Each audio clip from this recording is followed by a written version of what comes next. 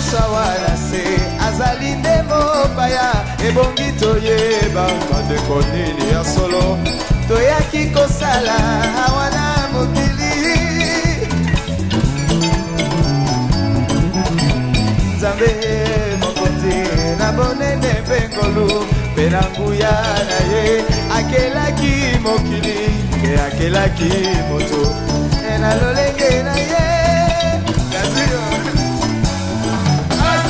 eske toyaki na mokili mpona kobomana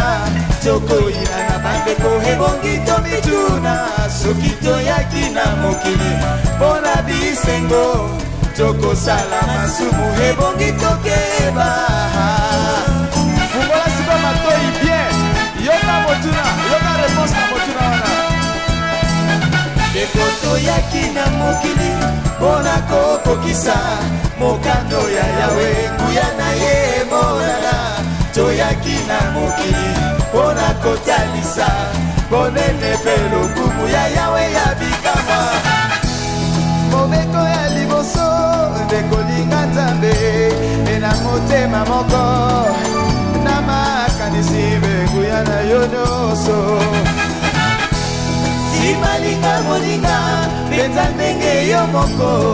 omilingaka kolo Yesu ndendanisa tekoyaka epa na ye tika nyonso ya mokili nakoyamba yo simba ndeko na yo toke simba toke kolo Yesu nanga bolingo na yo ya libela ya suka simba baza kolo Yesu nanga bolingo na yo ya libela ya suka naina koluka bokonzi bwa likolo lisusu liso nde nazwi yango nsima kolo Yesu nanga bolingo na yo ya libela ya suka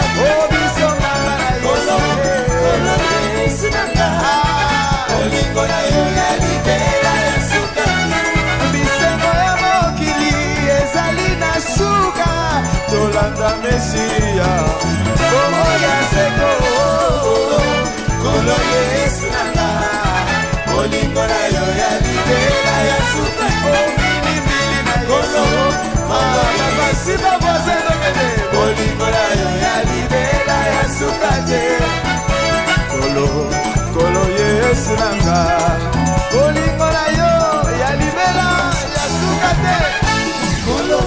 kolo Yesu nanga tozali boto bandeko na yo ya libela ya suka te awa tobetaka batu te tofikaka batu te toyaka kolakisa bolingo ya kolo sika voisin sekisa eloba kolo mbangola yo kolo Yesu nanga bolingo na yo moninga na yo akomona bolingo ya Nzambe a travers yo.